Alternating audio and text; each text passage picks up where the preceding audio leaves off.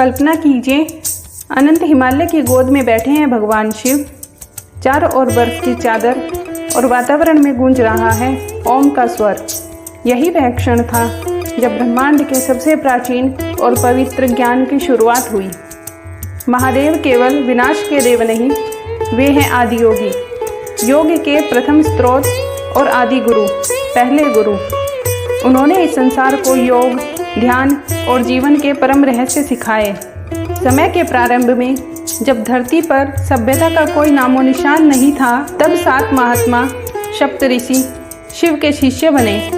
उनका उद्देश्य था महादेव से प्राप्त ज्ञान को पूरे ब्रह्मांड में फैलाना।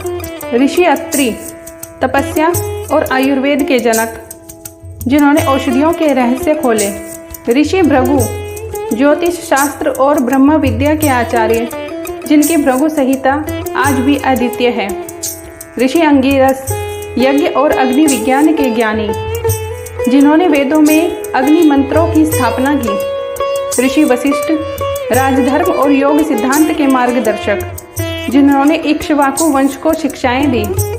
ऋषि कश्यप, सृष्टि के प्राणियों और वंशों के निर्माता, जिन्होंने धरती पर जीवन को व्यवस्थित किया। ऋषि गौतम, धर्मशास्त्र और न्याय के पथिक, जिनका नाम महाभारत और रामायण दोनों में आता है। ऋषि भरद्वाज, आकाश विज्ञान, वायुयान और शिक्षा के गुरु, जिनकी विद्या आज भी चमत्कार करती है। शिव ने इन्हें केवल शास्त्रों का ज्ञान ही नहीं दिया, बल्कि साधना की गहराई, ध्यान की शक्ति और ब्रह्मांड के रहस्यों को समझने की दृष्टि भी दी। आज भी हम रात के आकाश में सप्तऋषि मंडल देख सकते हैं। ये केवल तारे नहीं, बल्कि उस गुरु शिष्य परंपरा के प्रतीक हैं जो युगों युगों तक अमर है। सच्चा शिष्य वही है जो गुरु से प्राप्त ज्ञान को अपने तक सीमित न रखे, बल्कि उसे दुनिया के कल्याण के लिए बांटे। सप्तऋषियों ने यही किया और इसलिए उनका नाम अमर हो गया।